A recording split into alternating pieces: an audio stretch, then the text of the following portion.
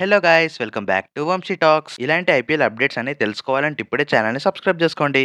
ఇంకా వీడియోకి వెళ్ళే ముందు ఒక లైక్ చేయండి మావా. ఇంకా మనం డైరెక్ట్గా వీడియోలోకి వెళ్తే ఆల్రెడీ మన ఛానల్లో ఎస్ఆర్హెచ్ యొక్క డీటెయిల్డ్ రిలీజ్ లిస్ట్ ఏంటో మాట్లాడుకున్నాం. ఆ వీడియోలో మనం నెక్స్ట్ ఏ టీం గురించి వేయాలని అడిగితే సిఎస్కే గురించి ఏమో అని చాలా మంది అడిగారు. అందుకే ఈ రోజు సిఎస్కే రిలీజ్ లిస్ట్తో వచ్చా. ఇంకా నవంబర్ 15th మనకు రిటెన్షన్ డేట్ ఉంది కాబట్టి అప్పటి వరకు మనం అన్ని టీంల యొక్క ఎక్స్పెక్టెడ్ రిలీజ్ లిస్ట్ ఏంటో మాట్లాడుకుందాం. ఇంకా నెక్స్ట్ వీడియోలో ఏ టీం గురించి చేయాలో కింద కామెంట్ చేయండి. దాని గురించి మనం క్లారిటీగా మాట్లాడుకుందాం. ఇంకా సిఎస్కే విషయానికి వస్తే ఇంకా మనందరం అనుకున్నలాగానే సిఎస్కే టీం కి సంజు శాంసన్ వచ్చేయడం పక్కాగా ఉంది. ఇంకా సిఎస్కే టీం నుంచి Jadeja and Sam Curran RR team కి వెళ్ళారు కాబట్టి ఇప్పుడు సిఎస్కే లో చాలా చేంజెస్ అయితే వచ్చాయి. మెయిన్ గా సిఎస్కే టీం నుంచి అయితే ఒక ఆల్రౌండర్ మిస్ అవుతున్నాడు జడేజా ప్లేస్ లో. తన లాంటి ప్లేయర్స్ మళ్ళీ సిఎస్కే కొనగలదా లేదా కింద కామెంట్ చేయండి. ఇంకా ఇప్పుడు 2026 ఐపీఎల్ ఆప్షన్ కోసం ఎలాంటి ప్లేయర్స్ రిలీజ్ చేస్తున్నారో వాళ్ళ దగ్గర మినీ ఆప్షన్ కోసం ఎంత అమౌంట్ తో వస్తున్నారో క్లారిటీగా మాట్లాడదాం. ఇంకా స్టార్ట్ చేస్తే వాళ్ళ ఫస్ట్ మెయిన్ ప్లేయర్ గా రవిచంద్రన్ అశ్విన్.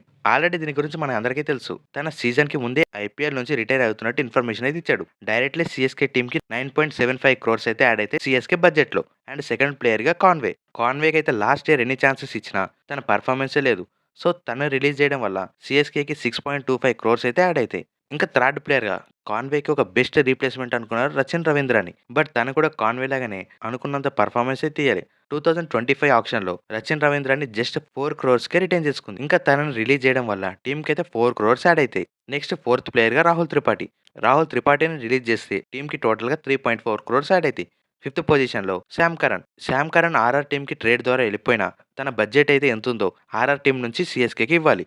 అంటే 2.4 క్రోర్స్ సిఎస్కి బడ్జెట్లో యాడ్ అయిపోతే ఫైనల్ రిలీజెస్లో. ఇంకా సిక్స్త్ పొజిషన్లో విజయ్ శంకర్ ప్రైజ్ అయితే 1.2 క్రోర్స్గా కనిపిస్తుంది. అండ్ సెవెంత్ ప్లేయర్గా దీపక్ కూడా లాస్ట్ ఇయర్ ఆక్షన్లో 1.7 క్రోర్స్ కొన్నారు కాబట్టి దాన్ని కూడా రిలీజ్ చేసే ఛాన్స్ అయితే ఉంది. ఇవి ఇప్పటి వరకు ఉన్న సిఎస్కే ఒక రిలీజ్ లిస్ట్. ఇంకా వీళ్ళందరినీ రిలీజ్ చేయడం వల్ల సిఎస్కే టీంకి ఓవరాల్గా 28.7 క్రోర్స్ యాడ్ అయితే ఐపీఎల్ 2026 కోసం. ఇంకా ఎలాగో నెక్స్ట్ ఇయర్ ఆప్షన్ కోసం 5 క్రోర్స్ యాడ్ చేస్తారు బీసీసీఐ. ఇంకా సిఎస్కే టీంకి అప్రాక్సిమేట్గా 34 క్రోర్స్ ఉంటాయి మా ఆప్షన్ కోసం.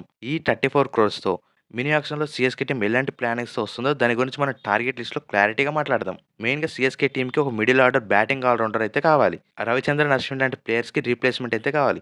జస్ట్ ఈ ఇద్దరు ప్లేయర్స్ కోసమే సిఎస్కే దగ్గర 34 క్రోర్స్ అయితే ఉన్నాయి. ఇంకా మిగతా వాళ్ళందరూ బ్యాకప్గానే ఉండిపోతున్నారు ప్రతి ప్లేయర్కి. దాని గురించి మనం క్లారిటీగా సిఎస్కే యొక్క టార్గెటింగ్ లిస్ట్లో మాట్లాడుకుందాం. ఇది మా సిఎస్కే నుంచి వచ్చిన మ్యాక్సిమం రిలీజ్ లిస్ట్. ఇంకా ఇక్కడ వరకు వీడియో చూసినందుకు thank you so much. Please subscribe to Vamshi talks.